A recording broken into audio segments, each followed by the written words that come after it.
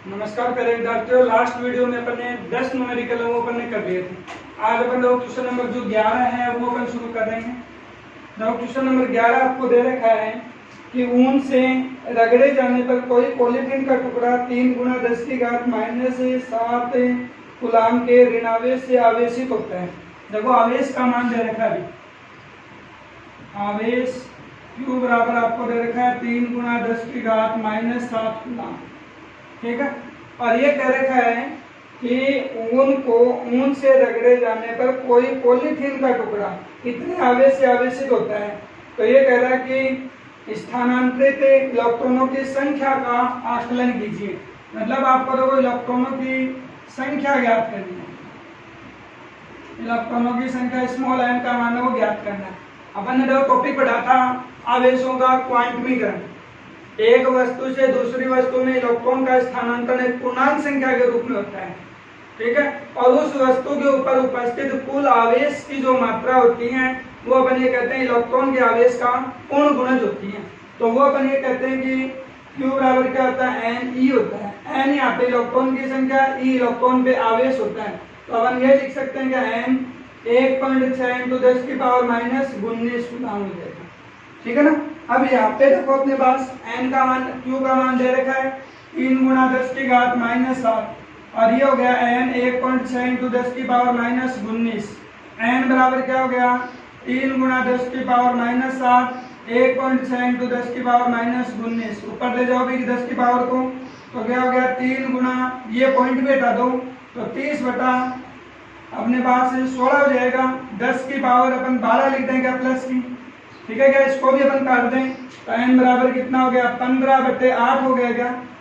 ठीक है क्या, और ये अपन यदि करें तो 10 की पावर 12, इसको अपन ऐसा लिख दें क्या 15, अपन भाग देंगे तो कितनी बार चला गया, एक बार। फिर अपने पास 7 रह गया, 7 का मतलब कितना हो गया 70 अपन कर लें, पॉइंट अपन ने लगा दिया है।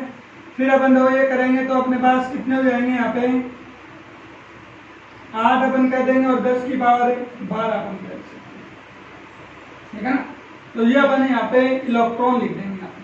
तो इलेक्ट्रॉनों की संख्या कितनी होगी 1.8 × 10 की पावर 12। देखो 10 की पावर पॉजिटिव है, इसका मतलब अपन देखो 18 × 10 की पावर 11 भी लिख सकते हैं। तो एक पूर्णांक संख्या आ रही है, तो एक वस्तु से दूसरी वस्तु में इलेक्ट्रॉनों का स्थानांतरण ये कर सकते हैं।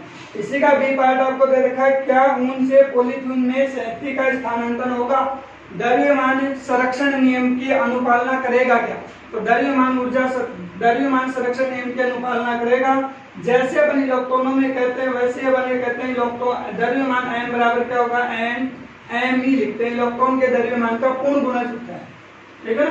तो यहाँ से अपन उस द्रव्यमान का अपने वो यही पूछ रखा है कि स्थानांतरण होगा, तो आप ये कह देंगे स्थानांतरण होगा। और कोई पूछ लेता है कि कितना स्थानांतरण होगा, तो अपन देखो n का मान अपन ये रख देंगे 1.6 × 10 की पावर 12 और इलेक्ट्रॉन का द्रव्यमान 9.1 × 10 की पावर -31 kg अपन कर देंगे।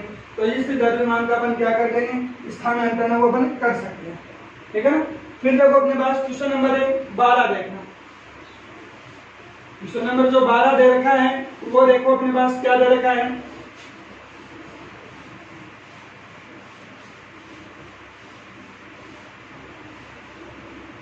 क्वेश्चन नंबर 12 में दो पार्ट दे रखे हैं भाई। पहला पार्ट आपको देखो क्या दे रखा है कि दो विद्युत रोधी आवेशित गोले A और B के केंद्रों के बीच की दूरी।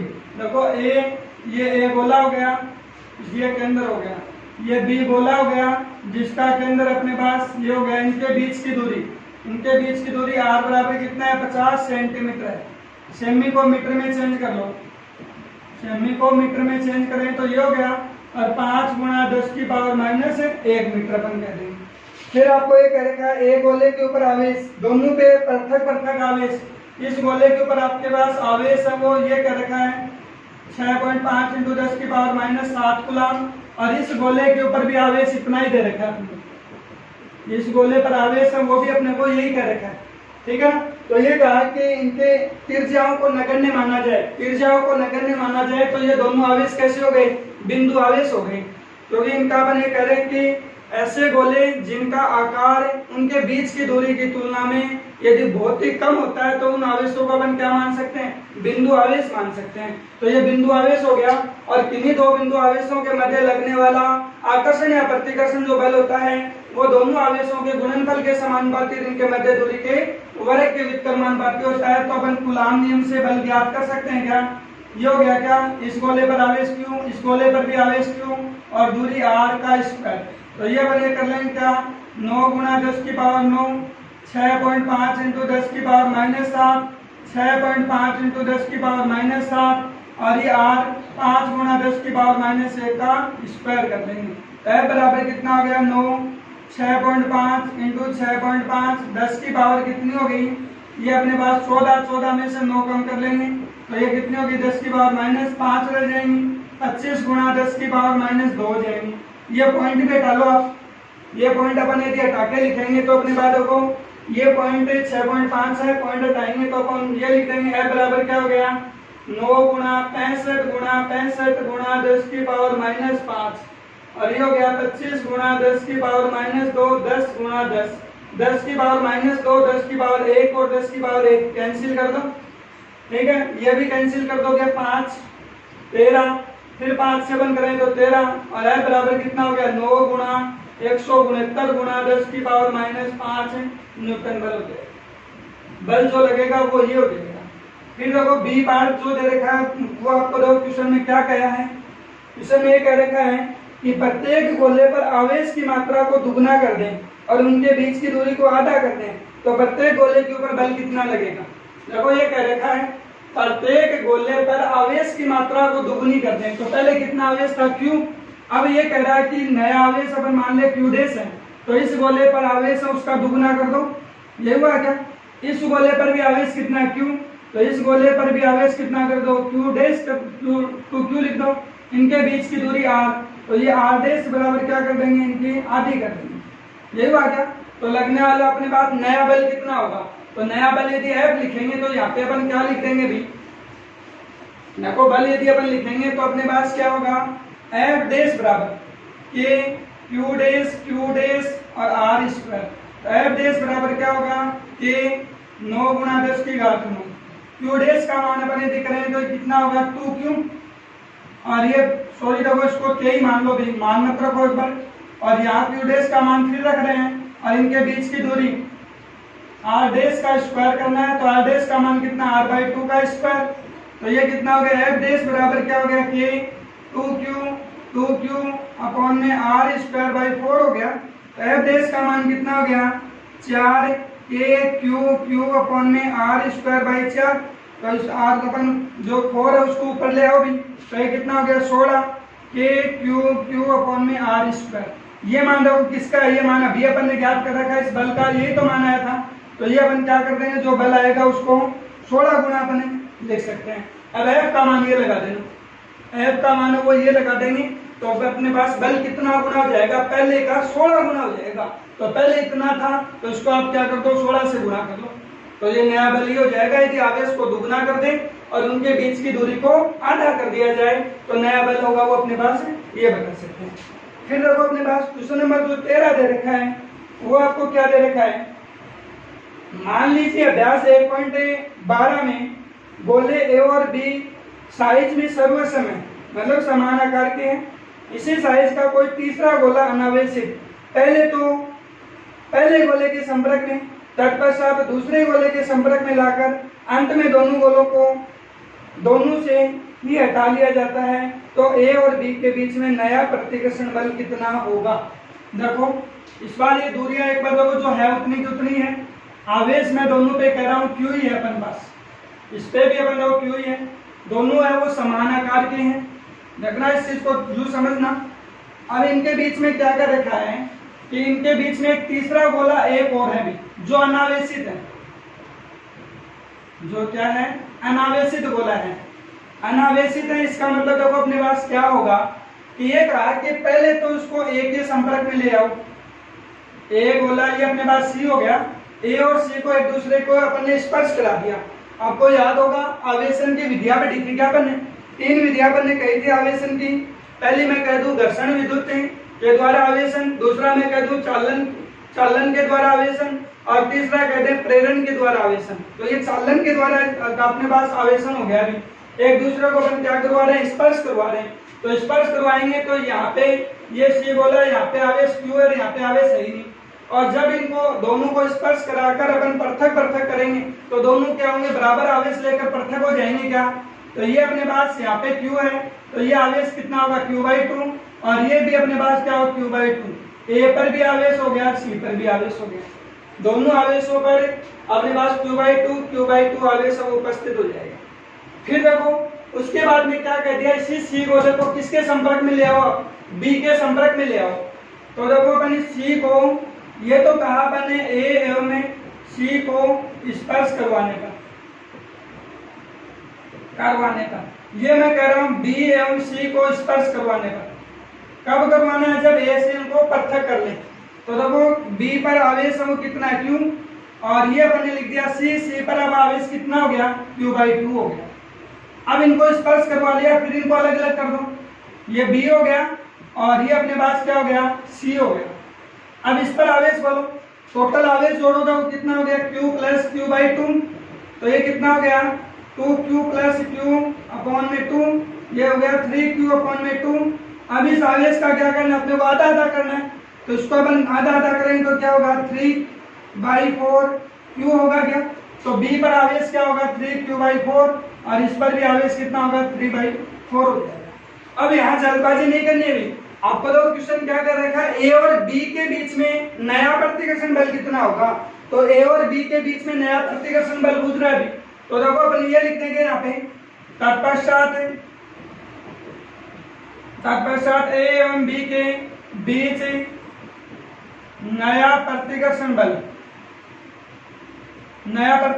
देखो A पर कितना आवेश हो गया था Q/2, B पर कितना आवेश हो गया अभी 3Q/2, 4 हो गया, ये B पर हो गया। अब नया बल ही तो पूछ रहा है, तो नया बल अपन ज्ञात कर लेंगे भी।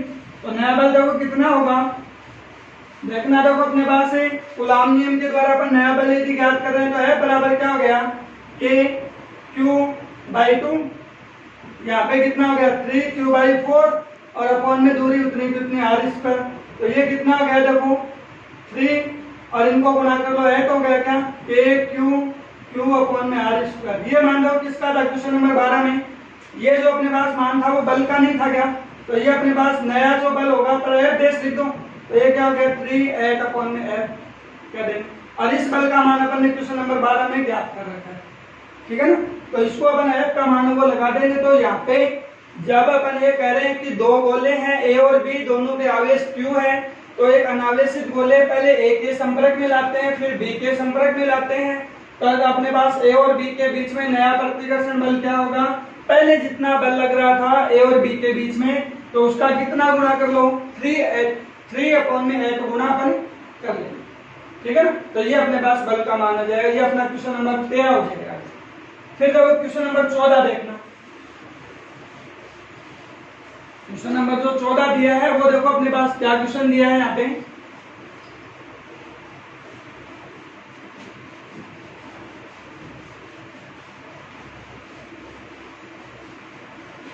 देखो क्वेश्चन नंबर जो 14 दिया है वो अपने को देखो यहाँ पे क्या दे रखा है। अभी ये दे रखा है कि एक समान स्थिर विद्युत क्षेत्र में 3 आवेशित कण के पथ चिन्ह दर्शाए गए हैं।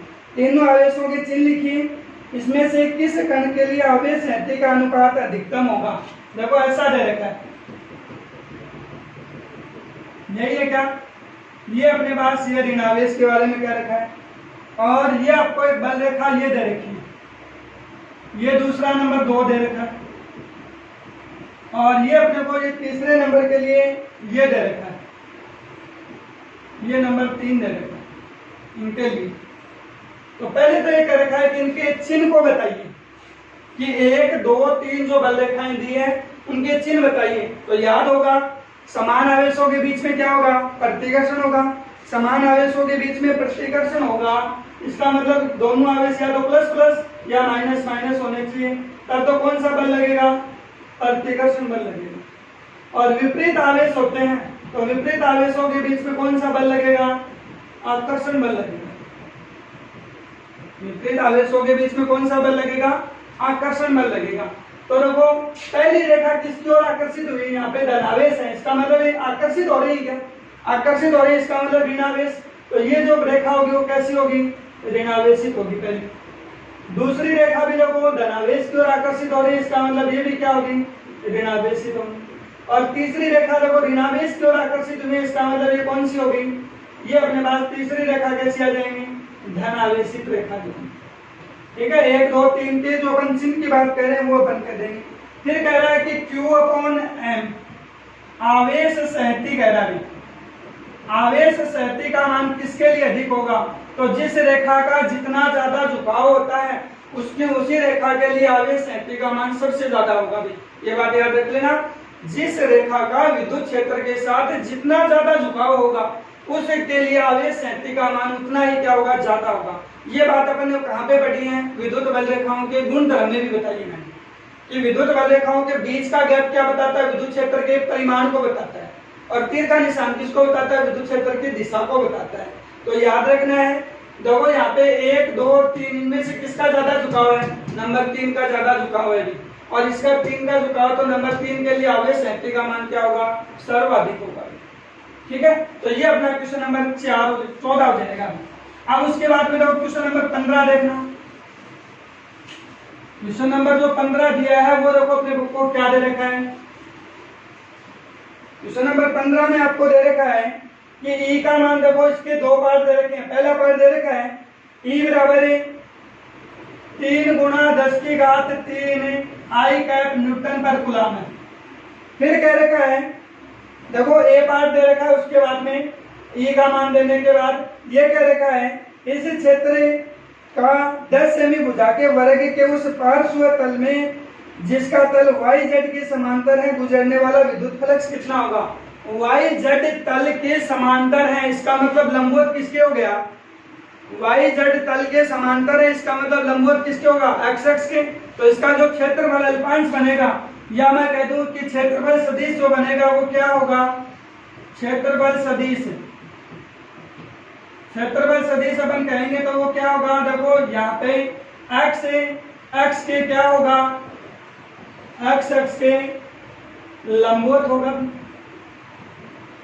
क्योंकि क्षेत्रफल अल्पांश की दिशा हमेशा ही क्या होती है, कि लंबवत होती है, तो x के लंबवत होंगी। यहाँ वर्ग की भुजा दे रखी है, वर्ग की भुजा कितनी है, 10 सेमी, ठीक है ना। और इसमें तो सेमी को अपन यदि चेंज करें तो 10 गुणा 10 की पावर माइनस 2 मीटर, तो 10 की पावर माइनस 1 मीटर अपन कह देंगे, ठीक है क्या। और वर्ग की भुजा दे रखी है, तो अपन देखो यहाँ पे ऐसा भी लिख सकते थे, वर्ग, या मैं कह दूं क्षेत्रफल सदिश, क्षेत्रफल सदिश, क्षेत्रफल सदिश एस वेक्टर बराबर है ax आई कैप गुणा ay। देखो YZ तल के समांतर है, तो ये अपन कह देंगे ay, और ये अपन कह देंगे AZ के कर, और ये हो जाएगा ay AZ, और यहाँ पे अपन I J cross K vector लिख सकते हैं, यूं भी अपन लिख सकते हैं। तो यहाँ पर लिख रहे हैं तो S वेक्टर बराबर कितना हो जाएगा, देखो 10 भुजा ये हो गई अपने पास 10 की पावर, ये हो जाएंगे I J गुणा K, क्या बनेगा, I कैप बनेगा, J गुणा I, J गुणा K जो बन रहा है वो अपने पास I कैप बनेगा। यूं तो होता है, 11वीं क्लास में खूब पढ़ा होगा, यही बात है। वो अपन ये लिखते हैं क्लॉकवाइज होते हैं, तो क्लॉकवाइज है I क्रॉस J होता है, तो कितना, जो अपने पास K, I और J के बाद में क्या आ रहा है, K, J क्रॉस K होता है तो क्या आएगा I, और अपने पास K गुणा I होता है तो क्या आएगा अपने पास, वापस से J कैप आ जाएगा, ठीक है ना। और यदि विपरीत कर लेंगे तो यहाँ पे क्या आ जाएगा, माइनस, एंटी क्लॉकवाइज यदि अपन चलते हैं तो माइनस साइन आ जाता है, ठीक है ना। और सेम सेम की बात यदि करते हैं क्रॉस में, सदिश गुणन में सेम सेम यदि अपन करते हैं तो सदिश गुणन में सेम का मान कितना होता है, 0 होता है। या तो आप यूं करें, या मैं डायरेक्टली भी लिख सकता था क्षेत्रफल सदिश x के लंबवत है, तो वर्ग का क्षेत्रफल क्या होता है, भुजा स्क्वायर, तो भुजा स्क्वायर करूंगा तो देखो 10 की पावर माइनस 1 का स्क्वायर करूंगा तो 10 की पावर कितनी आएगी, -2, और x के अनुदिश अपने पास लंबवत होगा, तो अपने वहां पे इकाई सदिश क्या कर देंगे, I कैप। या यूं याद रख लो, यहाँ पे I कैप आया ना, तो क्षेत्रफल में भी क्या करना पड़ेगा, I कैप ही लेके चलना है, क्योंकि अगले ने कह दिया YZ तल के समांतर है, तो अपन यहाँ पे आई कैप लिख देंगे, तो यूं भी अपन डायरेक्टली बता सकते हैं। तो ये एस वेक्टर का मान कितना हो गया अपना, एस वेक्टर बराबर 10 की पावर माइनस 2 आई कैप अपन बताते हैं। अब देखो विद्युत फ्लक्स की परिभाषा में अपन ने पढ़ा है, विद्युत फ्लक्स में अपन ने ये लिखा था क्या कि विद्युत क्षेत्र की तीव्रता और क्षेत्रफल सदिश एस का अदिश गुणनफल किसके बराबर होता है, विद्युत फ्लक्स के बराबर होता है। तो 3 गुणा 10 की पावर 3 आई कैप डॉट किसके साथ 10 की पावर माइनस 2 आई कैप, तो ये कितना हो गया 3 गुणा 10 की पावर 3 10 की power minus 2 I dot I, I dot I का मान कितना 1, तो ये कितना हो गया 3 गुणा 10 की पावर 1 और ये कितना हो गया 1 अपने पास है आई डॉट आई। अदिश गुणन में अपन ने पढ़ा है समान समान का डॉट कितना होगा 1 होगा, समान समान का डॉट हो कितना होगा 1 होगा, और विपरीत जैसे ही होते हैं तो वहां पे कितना होता है 90 डिग्री होगा। ये बात मैंने 11th क्लास में आपको बताई है, क्यों होता है क्यों का रीजन फिर मैं बता देता हूँ। एक बार आप इतना सा समझे कि सेम सेम है उनके लिए अपन 1 करेंगे और विपरीत होते ही अपन 0 कर देंगे। ये मैं इसका रीजन बताऊंगा कि ऐसा क्यों होता है कि आई डॉट आई होता है 1 ही क्यों होता है, जे डॉट जे 1 ही क्यों होता है, के डॉट के अपने पास 1 ही क्यों होता है, और विपरीत होते ही अपने पास अब 0 क्यों हो जाता है। तो ये अपन यदि करें तो ये अपने पास फाई का मान आ गया, फाई का मात्रा क्या होगा वोल्ट मीटर अपन कर लेंगे, तो ये अपने पास पहला पार्ट होगा, ठीक है ना। और देखो ये रीजन देखना इसका, वैसे तो 11th क्लास में मैंने बताया था, फिर भी देखो मैं इसका रीजन बता देता हूं। देखो अपने पास क्या बनेगा कि आई डॉट आई इसका मान 1 क्यों होता है, पहले एक देख लो फिर उसके बाद में आप उसके अकॉर्डिंग रीजन दे देंगे। इसका मतलब देखो एक्स एक्स वाई एक्स और जेड एक्स के सदिश इकाई सदिश क्या होते हैं, इकाई सदिश वे होते हैं जिनका परिमाण क्या होता है 1 होता है, इकाई सदिश वे होते हैं जिनका परिमाण अपने पास क्या होगा 1 अपन कहते हैं। तो एक्स एक्स के अनुदिश ही है क्या, ये भी एक्स एक्स के अनुदिश इकाई सदिश, ये भी एक्स एक्स के अनुदिश इकाई सदिश। अपना देखो त्रिविमीय निर्देश तंत्र ऐसा बनता है क्या, ये भी एक्स एक्स ये वाई एक्स, तो दोनों ही सदिश किसके अनुदिश हैं एक्स एक्स के अनुदिश ही। तो इसका मतलब यहाँ पे क्या बन गया, ये भी एक्स एक्स ये भी एक्स एक्स, इनके बीच बना हुआ कोण कितना 0 डिग्री हो गया। और ये जानते हैं अदिश गुणन में ए का ए डॉट बी क्या होता है, ए का मैग्नीट्यूड बी का मैग्नीट्यूड कोस ऑफ थीटा नहीं होता क्या। यहाँ देखो आई डॉट आई क्या होगा आई कैप का मैग्नीट्यूड, आई कैप का मैग्नीट्यूड कोस ऑफ थीटा। इकाई सदिश का मैग्नीट्यूड कितना होता है 1 होता है, 1 गुना 1 हो जाएगा कोस ऑफ 0 डिग्री, और 0 का मान भी कितना होता है 1 होता है भी। तो इनको 1 1 को आप गुणा करोगे तो कितना आ गया 1 या, ठीक है। विपरीत में अपने 0 कैसे करते हैं वो देख लो, आई डॉट जे बराबर 0 लिखा है मैंने, तो यहाँ देखो आई तो क्या हो गया एक्स एक्स के अनुदिश इकाई सदिश, जे किसके अनुदिश वाई एक्स के अनुदिश इकाई सदिश। तो इनके बीच में कोण बोलो कितना हो गया, इस बार इनके बीच में कोण कितना हो गया 90 डिग्री हो गया। तो ये अपन जानते हैं ए डॉट बी के बराबर क्या होगा, ए का मैग्नीट्यूड बी का मैग्नीट्यूड कोस ऑफ थीटा अपन कह देंगे। अब थीटा की वैल्यू कितनी कह रहे हो आप 90 डिग्री। फिर देखो आई डॉट जे लेके चलोगे तो क्या होगा आई कैप का मैग्नीट्यूड जे कैप का मैग्नीट्यूड कोस ऑफ 90 डिग्री। तो ये आई डॉट जे होगा ये 1 गुणा 1 कोस 90 का मान 0, तो आई डॉट जे का मान कितना होगा 0 अपन बता, ठीक है ना। तो यूं अपन इसको प्रूव भी कर सकते हैं, ठीक है। फिर देखो 15 का ही दूसरा पार्ट देखना, ई का मान अपने पास यही दे रखा है और एस का मान अभी अपन ने ज्ञात किया भी। एस का जो मान है वो अपन ने कितना किया था भुजा स्क्वायर से करूं तो ये अपन ने एस का मान है वो अपन आई कैप अपन कह दें, ठीक है ना, और ये अपन मीटर स्क्वायर लिख दें।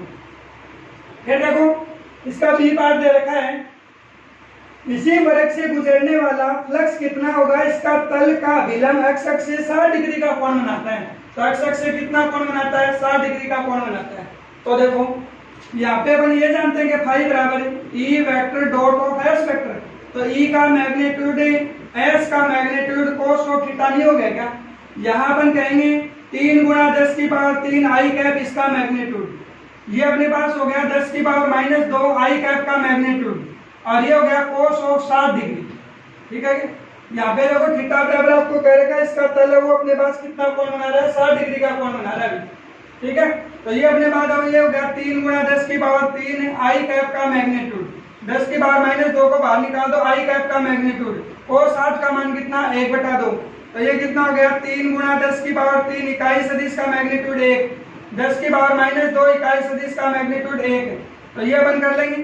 तो ये यदि आप हल करोगे तो ये कितना आ गया, इसको हल कर लो तो ये 30 1/2 कितना आ गया 15 वोल्ट मीटर अपन बता देंगे। तो ये विद्युत फ्लक्स का मान होगा जब थीटा का मान अपने को 60 डिग्री देता है, ठीक है ना। तो ये अपना देखो क्वेश्चन नंबर 15 हो जाएगा अभी, ठीक है।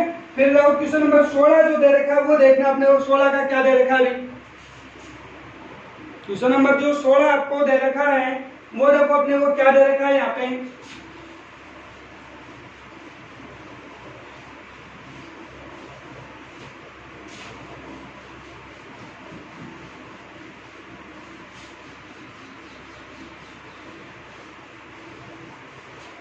क्वेश्चन नंबर 16 अपने को यहाँ पे ये कह रखा है अभ्यास 1.15 के एक समान विद्युत क्षेत्र में 20 सेमी भुजा के किसी घन के अभिविन्यासित है तो उसके फल के निर्देशांक के तलों के समांतर है, तो नेट विद्युत फ्लक्स कितना होगा। नेट विद्युत फ्लक्स है वो अपने पास कितना होगा। देखो एक समान विद्युत क्षेत्र 20 सेमी भुजा के किसी घन से अभिविन्यासित है तो उसके फल के निर्देशांक तलों के समांतर है, तो नेट विद्युत फ्लक्स का मान कितना होगा। देखो नेट विद्युत फ्लक्स का मान कितना होगा भी।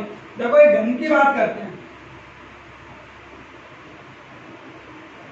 यही होंगे क्या। क्वेश्चन नंबर 16 में ऐसा क्या रखा है, एक तरह से आप ये समझो एक चौक का डब्बा है, तो चौक के डब्बे में कितने फलक होंगे। पहले मैं ये कह देता है इसमें आवेश है वो क्यू है, तो अपन ये कह दूं कि संपूर्ण घन से संबद्ध विद्युत फ्लक्स कितना होगा भी। संपूर्ण घन से संबद्ध विद्युत फ्लक्स फाई बराबर ये लिख सकते हैं कि यदि आवेश परिबद्ध आवेश क्यू है तो ये अपन विद्युत गाउस के नियम से डायरेक्टली लिख सकते हैं। लेकिन देखो एक घन में कितने फलक होंगे ये भी थोड़ा सा देखना है कि घन की बात करते हैं। चौक के डब्बे में देखना, चौक के डब्बे का ऊपर का जितना भाग है उतना ही नीचे का गया, साइड का जितना भाग है उतना ही है, ये भाग जितना है उतना ही है, तो ऐसे कितने फलक बनेंगे 6 फलक बन सकते हैं। तो संपूर्ण घन को अपन ऐसा भी लिख सकते हैं क्या 6 फलकों से संबद्ध विद्युत फ्लक्स, 6 फलकों से संबद्ध विद्युत फ्लक्स कितना होगा ये अपन कह देंगे। तो अपन ये कह देंगे एक फलक से संबद्ध विद्युत फ्लक्स कितना होगा Q/6 ऑप्शन 0 कर देंगे, ये अपन बता सकते हैं, ठीक है ना। और यहाँ आपको देखो ये दे रखा है पीछे वाले क्वेश्चन की आपको सावधानी बरतनी है। तो नेट विद्युत फ्लक्स है वो अपने पास कितना होगा, तो पहले अपन ने विद्युत फ्लक्स है वो ज्ञात कर रखा अभी, ठीक है ना। तो नेट विद्युत फ्लक्स है वो पीछे वाले क्वेश्चन की थोड़ी सी हेल्प लेनी है अपने को। पीछे वाले में देखो इसको अपन यदि ये करते हैं घन से, ठीक है ना, तो पहले आपको जो फ्लक्स आपने ज्ञात कर रखा है तो ये अपन नया जो फ्लक्स है वो अपन पहले आपने ज्ञात किया था, देखो E.S वाले से किया है। E का मान 3 गुणा 10 की पावर 3 और S का मान अपन ने डॉट में लिखा था, आई कैप था, डॉट में अपन ने 10 की पावर -2 आई कैप लिखा है। तो फाई बराबर था 3 गुणा 10 की पावर 1 आई डॉट आई, तो फाई का मान कितना किया 30 अपन ने लिखा है, यही कहा ना। तो यहाँ अपने पास आई डॉट आई का मान 1 कर दिया और ये वोल्ट मीटर अपन कर दिया। तो ये अपने पास संपूर्ण घन से संबद्ध विद्युत फ्लक्स इतना पहले से क्वेश्चन में कह दिया, ठीक है ना। ये जब क्वेश्चन में कहा है तो अपन इसको देखो वापस से 5 डेज लेके चलेंगे। तो ये क्या होगा पहले वाले फ्लक्स का कितना हिस्सा कर दो 1/6 हिस्सा पे ज्ञात कर दो। ये अपना क्वेश्चन नंबर 16 हो जाएगा। फिर देखो उसके बाद में ऐसा है देखो क्वेश्चन नंबर 17 दे रखा है कि किसी काले बॉक्स के पृष्ठ पर विद्युत क्षेत्र की सावधानी पूर्वक ली गई माप यह संकेत करती है कि उससे गुजरने वाला नेट फ्लक्स 8 गुणा 10 की पावर 3 न्यूटन मीटर स्क्वायर प्रति कूलम है। देखो नेट फ्लक्स का मान दे रखा है इस बार क्वेश्चन नंबर 17 में देखना। क्वेश्चन नंबर जो 17 आपको दिया है वो आपको ये कह रखा है फाई बराबर 8 गुणा 10 की पावर 3 न्यूटन मीटर स्क्वायर प्रति कूलम, ठीक है। और गुणा 10 की पावर 3 अपन ने लिख दिया है। फिर पहला क्वेश्चन आपको कहा कि आवेश का मान कितना होगा, समेशन क्यू कितना होगा। दूसरा क्वेश्चन कहा है कि यदि फ्लक्स का मान शून्य है तो क्या आप ये निष्कर्ष निकालेंगे कि बॉक्स के अंदर कोई आवेश नहीं, क्यों अथवा क्यों नहीं, क्यों अथवा क्यों नहीं। तो देखो पहला पार्ट अपन करते हैं। तो देखो गाउस का नियम लगा दो, यही होता है समेशन क्यू निकालना है फाई एप्सिलॉन 0। समेशन क्यू बराबर ये हो गया फाई का मान 8 गुणा 10 की पावर 3, एप्सिलॉन 0 का मान 8.85 गुणा 10 की पावर -12, इनको गुणा कर देंगे, आवेश हो जाएगा। फिर दूसरा क्वेश्चन देखो, इसी का बी पार्ट आपको क्या दे रखा है, ये दे रखा है कि फाई बराबर 0 है तो क्या आप ये निष्कर्ष निकालेंगे कि उस बॉक्स के अंदर आवेश स्थित नहीं है, क्यू का मान है वो अपने पास 0 होगा, ये निष्कर्ष निकालेंगे क्या। यदि आप ये निष्कर्ष निकालते हैं तो क्यों निकालते हैं, और ये निष्कर्ष नहीं निकालते तो क्यों नहीं निकालते। ऐसा क्वेश्चन कहा है, ये अपन ने जब देखो विद्युत फ्लक्स पढ़ाया था उस वक्त मैंने बताया भी था कि देखो फाई बराबर 0 है, इसका मतलब अपने पास क्या हो गया, समेशन क्यू अपॉन में एप्सिलॉन 0, गाउस नियम अपन लगाते हैं तो ये हुआ क्या, फाई का मान 0 कर दो, तो ये हुआ क्या, समेशन क्यू बराबर 0। समेशन क्यू क्या बताता है, समेशन क्यू ये बताता है कि बंद पृष्ठ में उपस्थित आवेशों का बीजगणितीय योग है। इसका मतलब ये हुआ क्या कि बंद पृष्ठ में आवेश तो उपस्थित है लेकिन आवेशों का बीजगणितीय योग यहाँ पे क्या है, शून्य है। आवेश तो उपस्थित है परंतु आवेशों का बीजगणितीय योग यहाँ पे क्या है, शून्य है। तो ये अपना देखो क्वेश्चन नंबर 17 हो जाएगा। फिर देखो अपने पास क्वेश्चन नंबर 18 भी ऐसा ही दे रखा है, डी सेम सा क्वेश्चन दे रखा है। 10 सेमी भुजा के वर्ग के केंद्र से ठीक 5 मीटर ऊंचाई पर 10 माइक्रो कूलम का आवेश रखा है, तो इस वर्ग से गुजरने वाला विद्युत फ्लक्स का परिमाण कितना होगा। और ये कह रखा है देखो 10 सेमी भुजा 18 का, और देख लो देखो क्वेश्चन नंबर 18 अपने को यहाँ पे क्या दे रखा है,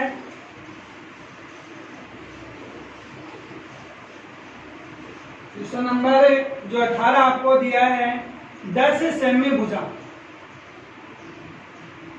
का ऐसा अपने पास एक वर्ग दे रखा है। अभी आपने क्वेश्चन किया याद हो, और ये भी कह रखा है और वहां पे आवेश कितना, 5 सेमी ऊंचाई पर वर्ग के केंद्र से और 5 सेमी ऊंचाई के ऊपर। देखो ऐसा कह दे, ये वर्ग मान लो और ये 10-10 सेमी की अपन पास प्रत्येक भुजा हो गई। वर्ग के केंद्र से कितनी ऊंचाई पर, 5 सेमी ऊंचाई पर यहाँ पे आवेश दे रखा है 10 माइक्रो कूलम, 10 गुणा 10 की पावर -6 कूलम, तो 10 की पावर -5 कूलम अपने पास आवेश हो गया। अब ये कह रहा है कि नेट विद्युत फ्लक्स का मान कितना होगा। तो आप देखो वर्ग अपने पास है तो एक घन में अपन ऐसे वर्ग कितने माने, अभी अपन ने किया है 6 वर्ग मान सकते हैं। तो मैं ये कह दूं क्या, संपूर्ण घन से, क्योंकि देखो ये आवेश है ना वो बंद पृष्ठ में उपस्थित नहीं हुआ, क्योंकि गाउस का नियम तो आप तभी लगा सकते हैं जब ये आवेश क्या होना चाहिए, बंद पृष्ठ में होना चाहिए। तो अपन बंद पृष्ठ में नहीं है तो अपन यहाँ पे क्या करेंगे कि अपन ऐसे घनों की परिकल्पना कर लेंगे कि अपने पास जिसमें एक ऐसे घन की परिकल्पना करेंगे जिसमें ये आवेश क्या जाए, घन के अंदर आते हैं, और वो एक घन में ऐसे कितने वर्ग बन जाएंगे, 6 वर्ग बन जाएंगे। तो मैं कह दूं कि संपूर्ण घन से संबद्ध विद्युत फ्लक्स, संबद्ध विद्युत फ्लक्स कितना होगा, फाई बराबर समेशन क्यू अपॉन में एप्सिलॉन 0, यही होगा क्या।